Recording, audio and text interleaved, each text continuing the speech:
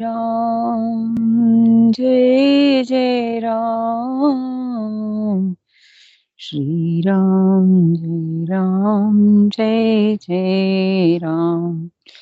सियावर रामचंद्र भगवान की जय। उमापति महादेव की जय। पवन सुत हनुमान की जय। सब संतन की जय हो, सब भगतन की जय। जय जय श्री सीताराम, जय जय श्री राधे श्याम। सबको राम राम, जय जय सीताराम। कल हम पढ़ रहे थे अरण्य कांड। लास्ट में भगवान ने अपने भक्तों के जो लक्षण कहे हैं, बहुत ही सुंदर बताया है। नारद जी को समझाया है। जब नारद जी ने पूछा है कि भक्त के संतों के गुणों को पहले बताया है कि जिन संतों के वश में मैं रहता हूँ, जिन गुणों के कारण मैं संतों के वश में रहता हूँ, उनके गुण क्या क्या हैं। फिर अपने भक्तों के बारे में बताया है कि मेरे भक्त कैसे हैं, कैसे होने चाहिए। भगवान कह रहे हैं कि शेष शारदा भी नहीं कह सकते। नारद जी ने ये सुन करके भगवान के चरण कमल पकड़ लिए हैं और वो नारद जी अपने धाम गए हैं। अब भगवान यहाँ पर, अब कल विश्राम हो गया था अरण्य कांड का, आज किष्किंधा कांड शुरू करते हैं, जिसमें हनुमान जी की एंट्री है। हनुमान जी आएंगे इसमें। सखा सोच त्यागहु बल मोरे, सब विधि घटब काज मैं तोरे। हनुमान जी सुग्रीव जी के सचिव हैं। जो इसमें वो भगवान से कैसे मिलते हैं, ये इसमें आएगा। ओम श्री गणेशाय नमः। श्री जानकी वल्लभो विज्यते। श्री रामचरितमानस चतुर्थ सोपान किष्किंधा कांड श्लोक। कुंदेन्दीवर सुंदरावती बलो विज्ञान धामा बुभो। शोभाडयो वर्धन्विनो श्रुतिनुतो गोविप्रवृन्द प्रियो। माया मनुष्यरूपिणो रघुवरो सद्धर्मवर्मोहितो। सीतान्वेषण तत्परोपगतो भक्ति प्रदोतो हि नः। कंद पुष्प और नील कमल के समान सुंदर गौर एवं श्याम वरण, अत्यंत बलवान, विज्ञान के धाम, शोभा संपन्न, श्रेष्ठ धनुर्धर, वेदों के द्वारा वंदित, गौ एवं ब्राह्मणों के समूह के प्रिय अथवा प्रेमी, माया से मनुष्य रूप धारण किए हुए और श्रेष्ठ धर्म के लिए कवच स्वरूप, सबके हितकारी श्री सीता जी की खोज में लगे हुए पथिक रूप रघुकुल के श्रेष्ठ श्री राम जी और लक्ष्मण जी, दोनों भाई निश्चय ही हमें भक्ति प्रद हों, अर्थात हमें भक्ति प्रदान करें। अर्थ एक बार फिर से श्लोक का। कुंद पुष्प और नील कमल के समान सुंदर गौर एवं श्याम वर्ण। कुंद पुष्प सफेद वर्ण का होता है और नील कमल श्याम वर्ण का। कहते हैं ऐसे ही सुंदर गौर एवं श्याम वर्ण, अत्यंत बलवान, विज्ञान के धाम, शोभा संपन्न, श्रेष्ठ धनुर्धर, वेदों के द्वारा वंदित, गौ एवं ब्राह्मणों के समूह के प्रिय अथवा प्रेमी और माया से मनुष्य रूप धारण किए हुए, श्रेष्ठ धर्म के लिए कवच स्वरूप, सबके हितकारी श्री सीता जी की खोज में लगे हुए पथिक रूप रघुकुल के श्रेष्ठ श्री राम जी और श्री लक्ष्मण जी दोनों भाई निश्चय ही हमें भक्ति प्रद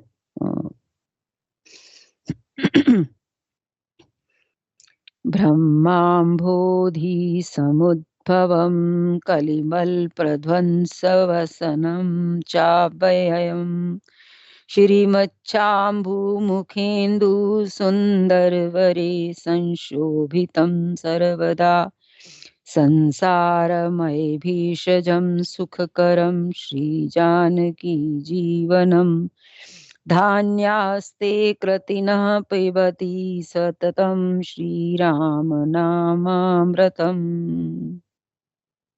वे सुकृति पुण्य पुरुष, पुण्यात्मा पुरुष धन्य हैं जो वेद रूपी समुद्र से उत्पन्न हुए, कलयुग के मल को सर्वथा नष्ट कर देने वाले अविनाशी भगवान श्री शंभु के सुंदर एवं श्रेष्ठ मुख रूपी चंद्रमा में सदा शोभायमान, जन्म मरण रूपी रोग के औषध और सबको सुख देने वाले और श्री जानकी जी के जीवन स्वरूप श्री राम नाम रूपी अमृत का निरंतर पान करते रहते हैं।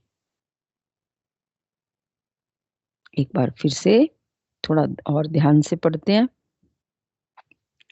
कहते हैं वे पुण्यात्मा पुरुष धन्य हैं जो वेद रूपी समुद्र से उत्पन्न हुए, जो वेदों के मंथन से उत्पन्न होता है, वेदों के मंथन से उत्पन्न हुए कलयुग के मल को सर्वथा नष्ट कर देने वाले हैं। ऐसे अविनाशी भगवान श्री शंभु के सुंदर एवं श्रेष्ठ मुख रूपी चंद्रमा में सदा शोभायमान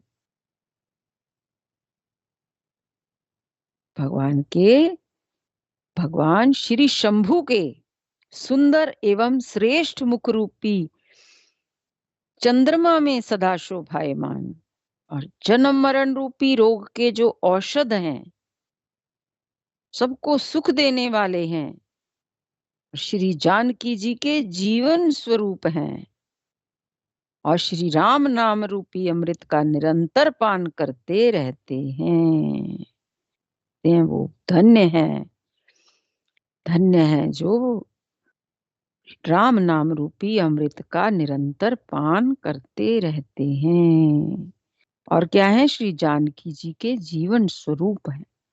श्री राम जी के राम नाम रूपी अमृत का निरंतर पान करते रहते हैं।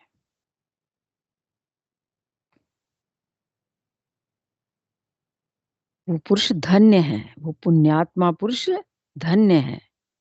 सुरठा मुक्ति जन्म महि जानी, ज्ञान खानी अगहानि कर, जहाँ बस शंभु भवानी, सो काशी से ये कसना। अब भगवान शंकर की आराधना कर रहे हैं कि जहाँ श्री शिव पार्वती बसते हैं, उस काशी को मुक्ति की जन्म भूमि, ज्ञान की खान और पापों का नाश करने वाली जानकर उसका सेवन क्यों ना किया जाए। तुलसी बाबा ने वहीं पर लिखी है रामायण रामचरितमानस, वहां पर काशी जी में कहते हैं जो श्री शिवजी पार्वती जहां बसते हैं, उस काशी को मुक्ति की जन्मभूमि कहते हैं। ज्ञान की खान और पापों का नाश करने वाली जानकर उसका सेवन क्यों ना किया जाए। अर्थात काशी जी में क्यों ना बसा जाए, क्यों ना रहा जाए।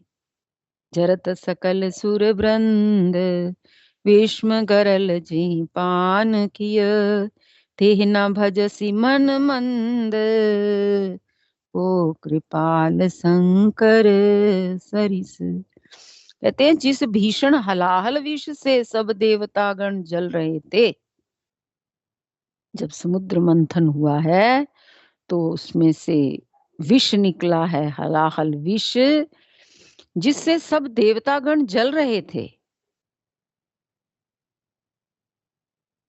जिसको जिन्होंने स्वयं पान कर लिया। भगवान शिव ने पान किया था उस हलाहल विष को, जिससे देवता लोग तो जल रहे थे, पर भगवान शिव ने उसे स्वयं पान कर लिया, जगत को बचा लिया उस हलाहल विष से। कहते रे मंद मन, तू उन शंकर जी को क्यों नहीं भजता, उनके समान कृपालु और कौन है।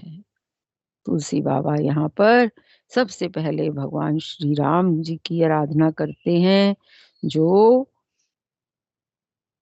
जो भगवान का स्वरूप है, जो सीता जी की खोज में रहे हैं भगवान, उनके सुंदर स्वरूप का पहले उनकी प्रार्थना की है, उनका गुणगान किया है, फिर भगवान शंकर की आराधना करी है।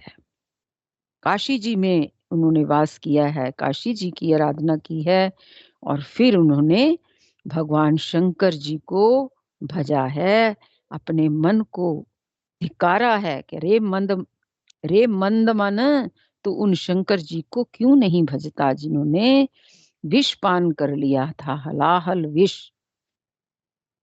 जिससे जिसे कोई देवता तक सहन नहीं कर रहे थे, जिससे पृथ्वी भी जली जा रही थी, जिससे सब कुछ भस्म हो जाता। ऐसा वो हलाहल विष था, जिसको भगवान शिव ने श्री राम नाम के प्रताप से अपने कंठ में धारण किया। उन भगवान शिव को तू क्यों नहीं भजता रे मति मंद मन। तुलसी बाबा प्रार्थना कर रहे हैं भगवान शंकर जी से। आगे अच्छा, अब भगवान राम जी के साथ साथ चलते हैं। आगे चले बहुर रघुराया, ऋषि मुख पर्वत नियराया, तह रह सचिव सहित सुग्रीवावत देख अतुल बल सीवा। श्री रघुनाथ जी फिर आगे चले हैं, क्योंकि रास्ता ऋषिमुख पर्वत का बता दिया था शबरी मैया ने। पहले पंपा सरोवर आएगा, फिर उसके बाद ऋषिमुख पर्वत पर सुग्रीव रहता है। अब भगवान उसी रास्ते पर चले जा रहे हैं। श्री रघुनाथ जी फिर आगे चले हैं, ऋषिमुख पर्वत निकट आ गया है। वहां ऋषिमुख पर्वत पर मंत्रियों के सहित सुग्रीव रहते थे।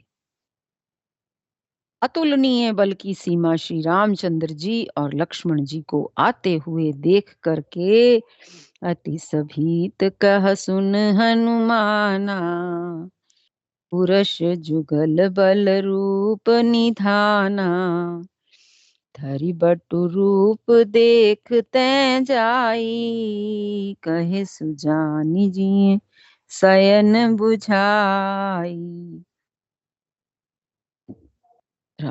सुग्रीव अत्यंत भयभीत होकर के बोले, हे हनुमान सुनो, ये दोनों पुरुष बल और रूप के निधान हैं। तुम ब्रह्मचारी का रूप धारण करके जाकर देखो, अपने हृदय में उनकी यथार्थ बात जानकर मुझे इशारे से समझाकर कह देना। हनुमान जी को भेजा है। सुग्रीव ने जब उसने देखा है, भगवान को दर्शन करे हैं उसने, कि ब्रह्मचारी का रूप धारण करके जाकर के देखो, हनुमान जी से कहा। भगवान को दो पुरुष बल और रूप के निधान जो देखे हैं उसने, तो ब्रह्मचारी का रूप धारण करके जाकर के देखो, अपने हृदय में उनकी यथार्थ बात जानकर मुझे इशारे से समझाकर कह देना कि वो क्यों आ रहे हैं इधर को। पठय बाली होई मन मैला, भागो तुरत तजौ ये सैला, विप्र रूप धरि कपिता गयऊ, माथ नाई पूछत अस भयऊ। यदि वे मन के मलिन हैं और बाली के भेजे हुए हों, तो मैं तुरंत ही इस पर्वत को छोड़कर भाग जाऊं। क्योंकि भाई से वैर था कि अगर बाली ने भेजा है उनको, तो मैं इस पर्वत को छोड़कर भाग जाऊं तुरंत। यह सुनकर हनुमान जी ब्राह्मण का रूप धर करके वहां गए हैं और मस्तक नवा करके भगवान से पूछने लगे हैं। को तुम श्यामल गौर शरीरा, छत्री रूप फिरहु बन बीरा, कठिन भूमि कोमल पदगामी, कवन हेतु विचरो बन स्वामी। हे वीर, सांवले और गोरे शरीर वाले आप कौन हैं जो क्षत्रिय के रूप में वन में फिर रहे हैं? हे स्वामी, कठोर भूमि पर कोमल चरणों से चलने वाले आप किस कारण वन में विचर रहे हैं? क्या कारण है? आप क्यों वन में घूम रहे हैं? मृदुल मनोहर सुंदर गाता, सहत दुसह बन आतप बाता, कि तुम तीन देव मह को, नर नारायण की तुम दो।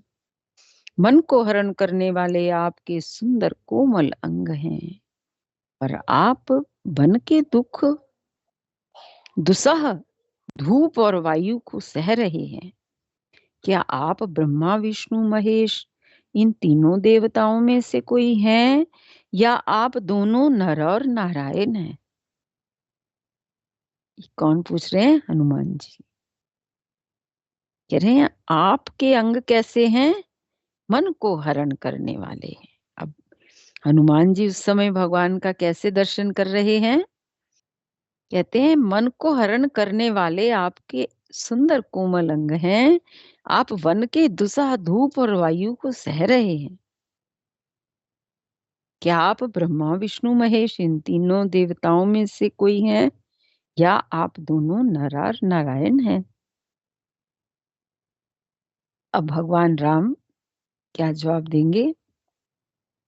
जग कारण तारन भव भंजन धरनी भार, कि तुम अखिल भुवन पति लीन मनुज अवतार। सियावर राम जय जय राम, मेरे प्रभु राम करो कल्याण। अभी हनुमान जी एक प्रश्न और पूछते हैं। अथवा आप जगत के मूल कारण हैं और संपूर्ण लोकों के स्वामी स्वयं भगवान हैं। पहले क्या कहा कि आप नर नारायण हैं। आप पूछ रहे हैं कि जगत के मूल कारण हैं क्या आप, या संपूर्ण लोकों के स्वामी स्वयं भगवान हैं, जिन्होंने लोगों को भवसागर से पार उतारने का तथा पृथ्वी का भार नष्ट करने के लिए मनुष्य रूप में अवतार लिया है। के दर्शन तो कर ही रहे हैं वो भगवान के। कहते हैं कि आप वही अवतार रूप में आए हैं। अब भगवान क्या जवाब देते हैं, क्योंकि सीधा प्रश्न है। देखिए आप, हनुमान जी ने प्रश्न बिल्कुल सीधा किया है, जो उनको समझ में आ रहा है। भगवान के दर्शन करके जो उनके निर्मल मन में जो प्रश्न उठ रहे हैं, कि आप नेगेटिव नहीं कह रहे, वो एकदम पॉजिटिव बात कह रहे हैं। किसी से प्रश्न पूछते हुए पहले तो यही पूछा कि आप नर नारायण हैं, आप इतने सुंदर हैं, आप वन के दुख सह रहे हैं, क्या कारण है आप इधर पधारे हैं? फिर कह रहे हैं कि आप स्वयं भगवान हैं, जो पृथ्वी का भार उतारने के लिए आए हैं। कितने सरल प्रश्न पूछे हैं हनुमान जी ने, क्योंकि अंतरात्मा उनकी भगवान से जुड़ी हुई है। वो तो वैसे ही शंकर जी का स्वरूप है, उन्हीं का अवतार है। भगवान से प्रश्न पूछे और भगवान बिल्कुल सरल, सरल हृदय क्या उत्तर देते हैं? कौशलेश दशरथ के जाए, हम पितु वचन मानि बन आए, नाम राम लक्ष्मण दो भाई, संग नारी सुकुमारी सुहाई। श्री रामचंद्र जी ने कहा, हम कौशल राज दशरथ जी के पुत्र हैं। इतनी नम्रता है। एक ब्रह्मचारी, एक वनचारी व्यक्ति कोई पूछ रहा है, तो कितनी सरलता है बात में क्या कह रहे हैं कि हम कौशल राज दशरथ जी के पुत्र हैं। अपनी पहचान भगवान ने क्या बताई कि हम कौशल राज दशरथ जी के पुत्र हैं और पिता का वचन मान करके वन में आए हैं। और हमारे नाम क्या है? राम लक्ष्मण हैं। हम दोनों भाई हैं। हमारे साथ सुंदर सुकुमारी स्त्री थी। यहाँ हरि निश्चर बैदेही, विप्र फिरहि हम खोजत तेहि। आपन चरित कहा हम गाई, कहु विप्र निज कथा बुझाई। यहाँ वन में राक्षस ने मेरी पत्नी जानकी को हर लिया है। हे ब्राह्मण, हम उसे ही खोजते फिरते हैं। हमने तो अपना चरित्र कह सुनाया, अब हे ब्राह्मण अपनी कथा समझाकर कहिए। परिचय पूछा है भगवान से हनुमान जी ने, और हनुमान राम जी ने अपना परिचय दिया है। अब पूछ रहे हैं, हे ब्राह्मण अपनी कथा समझा करके कहिए। प्रभु पहचान परे उगहि चरना, सो सुख उमा जाई नहीं बरना। पुलकित तन मुख आव न बचना, देखत रुचिर वेश के रचना। प्रभु को पहचान कर हनुमान जी उनके चरण पकड़कर पृथ्वी पर गिर पड़े। उन्होंने साष्टांग दंडवत प्रणाम किया। शिव जी कहते हैं, हे पार्वती वह सुख वर्णन नहीं किया जा सकता। शरीर पुलकित है, मुख से वचन नहीं निकलता।